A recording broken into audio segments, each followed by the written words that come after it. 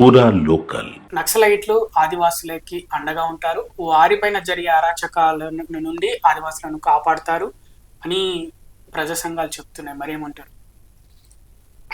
ఆదివాసీలను చంపుతారు వీళ్ళు. ఎవరు?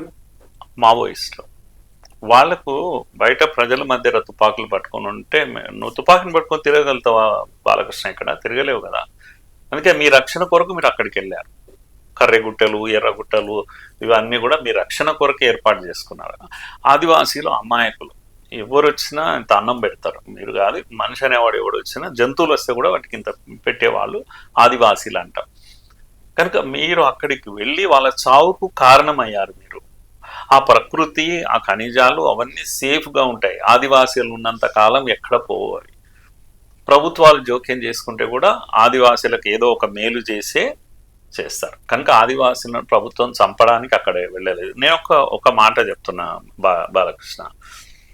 ఈ సోకాల్డ్ హిడ్మా, ఇప్పుడు మీరు ఆకాశానికి ఎత్తున్నారు కదా, అమరుడైపోయాడు కనుక 100 మంది హిడ్మాలు పుడతారు, ఒక హిడ్మాని చంపేస్తే ఇదంతా ఓకే, చాలా బాగుంది. ఎందుకంటే రొమాంటిసైజ్ చేసినప్పుడు అందరికి బాగా అనిపిస్తాయి హీరోలకు. మీరు పుష్ప సినిమా చూసింటారు కదా, పుష్ప హీరోనే కదా అతను, పువ్వు పుష్పం కాదు కదా అతను, ఫైర్ కదా. కనుక సినిమా హీరో విజిల్ కొడతాం బాగుంటుంది. పుష్ప చేసిన గొప్పతనం ఏం చెప్పు దాంట్లో? ఎవరికైనా 10 మందికి సహాయం చేసిండు, చాలా మందికి భోజనం పెట్టిండు, అది కాదు కదా దాంట్లో ఉన్నది. ఆ సినిమాలో చివరకు మనం చూస్తే ఏంటంటే పుష్ప కూడా రౌడే, పుష్ప కూడా దోపిడీదారుడే, పుష్ప కూడా చెట్లు నరుకుతాడు కదా, అడవిని దోచుకుంటాడు పుష్ప కూడా. కాకపోతే మనకి ఎందుకు హీరోలాగా కనిపిస్తున్నాడు? దుంగలు ఎర్రటిగా గంధపు దుంగలు ఎత్తుకపోయిండు కదా, స్మగ్లర్ కదా. కనుక వీడు చిన్న కింది దశ నుంచి వచ్చి కొడుతున్నాడు, వాడేమో పైన ఉన్నోడే కొడుతున్నాడు. కనుక వాడిని వీడు కొడితే మనకు ఆనందం అనిపిస్తుంది. ఎప్పుడు కూడా చిన్నోడు పెద్దోని కొడితే ఆనందం అనిపిస్తుంది. కనుక టామ్ అండ్ జెర్రీ పిల్లలు ఎందుకు చూస్తారు అంటే, ఎలక పిల్లిని కొడితే ఆనందం అన్నట్టు, పిల్లి ఎలుకలు కొడితే అది మామూలే. ఇది మనిషి నేచర్. కనుక అడవిలో ఉన్న హిడ్మా ఇంతమందిని చంపేశాడు, మందు పాత్రలు పెట్టు. ఇప్పుడు ఆయన 81లో ఆ ప్రాంతంలో పుట్టాడు, 96లో జాయిన్ అయిపోయాడు, 14 yearsలో జాయిన్ అయ్యాడు ఆర్మీలో. ఇది మావోయిస్టు పార్టీలు. 14 ఏళ్ల కుర్రాన్ని ఏం చేయాలి? 14 ఏళ్ల కుర్రాడు చదువుకోవాలి, స్కూల్లో చదువుకోవాలి. వాడు చదువు కూడా లేదు, 5వ తరగతి. వాడు చిరుత పులి లాక్కున్నాడు అని పట్టుకున్నారు. మీరు పట్టుకొని ఆయనకి తుపాకీ నేర్పిండు. అది 96 నుంచి మొదలు పెడితే చంపడము. ఇక వాడు సిరీస్ ఆఫ్ చంపడాలు, సిరీస్ ఆఫ్ ఇది. కనుక ఎన్ని అటాక్స్ చేశాడు? 2010, 2013, 2016, 17, 18 సుమారుగా 26-30 ఘటనలు ఉన్నాయి. అవి చరిత్రలో మిగిలిపోతాయి, అంత భయానకమైనటువంటి ఘటనలు. అంటే అడవిలో చిరుతపులి ఉంటుంది కదా, అది పరిగెత్తుతుంటే అది ఎనిమిని క్యాచ్ చేస్తుంటే చాలా ఆనందం అనిపిస్తుంది. జింక ఎగురుతుంది, జింకన్న వేగంగా చిరుత ఎగురుతుంది కదా, అది ఆనందం అనిపిస్తుంది మనకు. కానీ కొట్టేది జింకను కొడుతుంది, ఇదంతా బాగుంటుంది దృశ్యం. కానీ క్రూరమైన చర్యనే అది కదా. హిడ్మా చేసేది కూడా అదే కదా. కానీ హిడ్మా పులి లాంటి వాడు కాదు, సింహం లాంటి మనిషి.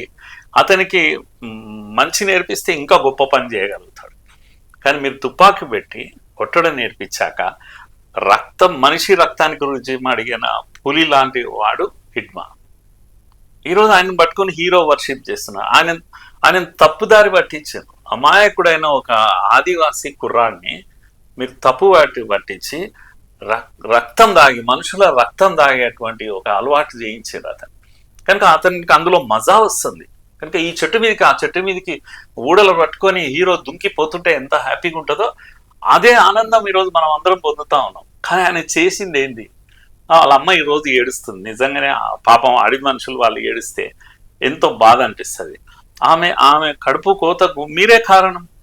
వాడు 96కు ముందు ఏం చేస్తుండే అని మీరు చూడండి. వ్యవసాయం చేస్తున్నాడు పిల్లగాడు. పొలాల దున్ని వ్యవసాయం చేసేటోన్ని పట్టుకొచ్చి మీరు 4 అక్షరాలు నేర్పించిర్రా?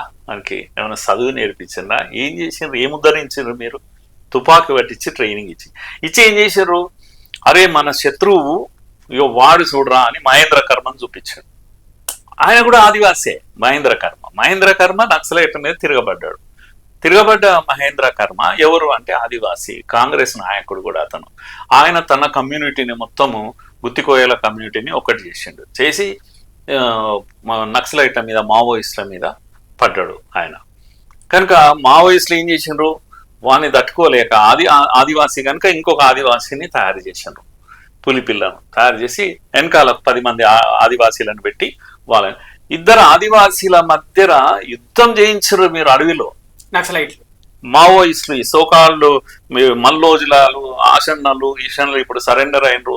లేకపోతే నంబాల కేశవరావు మేధావి, మన ఆర్ఈసి వరంగల్ ప్రోడక్ట్ అని చెప్తుంటారు మళ్ళీ మీరు. కనుక మావోయిజం ఏడు నుంచి ఏడిపోయింది అంటే మీ తెలివితేటలు అన్నీ ఉపయోగించి మీ చెరగాంతనం వచ్చినప్పుడు ఆదివాసీలను పట్టుకొని ఒక ఆట ఆడిండ్రు దేశం మీద. ఇద్దరి మధ్య ఘర్షణ. మీరు 2010లో 76 మంది సిఆర్పిఎఫ్ జవాన్లు మందు పాత్ర పెట్టిన లేపిన మనగాడు హిడ్మా. రక్తపు ముద్దలు ఆకాశానికి ఎగిరి పడ్డది ఒక దృశ్యం మీరు ఊహించండి. దీన్ని ఆనందపడదామా? హిడ్మా హీరో అని. దిమాకున్నోడు ఎవడన్నా అట్లా మాట్లాడతారా? అసలు సిఆర్పిఎఫ్ జవాన్లు 76 మంది ఒక్కసారి లేచి వేల ముక్కలుగా పడిపోతే మీకు ఏం ఆనందం దాంట్లో? 2013లో మీరు జిరామ్ ఘాట్ సంఘటన అంటే ఒళ్ళు వణికిపోతుంది. ఇదే కాంగ్రెస్ వాళ్ళు ఈరోజు ఉల్టా పుల్టా మాట్లాడుతున్నారు. అతిపెద్ద నాయకుడు, అతిపెద్ద ఛత్తీస్గఢ్లో దేశంలోనే అతిపెద్ద నాయకుడు విద్యాచరణ్ శుక్లా, ఆయన నాయకత్వం పోతున్నా. అప్పుడు మహేంద్ర కర్మ కూడా ఉన్నాడు. అప్పుడు దాంట్లో మహేంద్ర కర్మ ఆదివాసీ నాయకుడు, ఎమ్మెల్యే అతను. కేవలం మహేంద్ర కర్మను చంపడానికి హిడ్మాను ఉపయోగించారు. శుక్లాను చంపారు. సుమారుగా 28 మంది జిరామ్ ఘాట్ సంఘటన. ఈ దేశం మర్చిపోలేదు. అది టీవీలో దీంట్లో చూసాము. కనుక విద్యాచరణ శుక్ల దేహం ముక్కలై పడిపోయింది కదా. నీకు మహేంద్ర కర్మ అనేవాడు చనిపోయాడు. ఆ తర్వాత మీరు చేసింది ఏది? ఇప్పుడున్న మొన్న ప్రెసిడెంట్ ఎన్నికల్లో, వైస్ ప్రెసిడెంట్ ఎన్నికల్లో కంటెస్ట్ చేశాడు, తీర్పు ఇచ్చాడని చెప్పారు. అది కాంట్రవర్సీ. ఇదే ఈ సాల్మర్ జుడుం దీన్ని ఆపేసేయండి అని జడ్జిమెంట్ ఇచ్చారు. రాత్రికి రాత్రి మీరు తుపాకులు లాగేసుకోండి.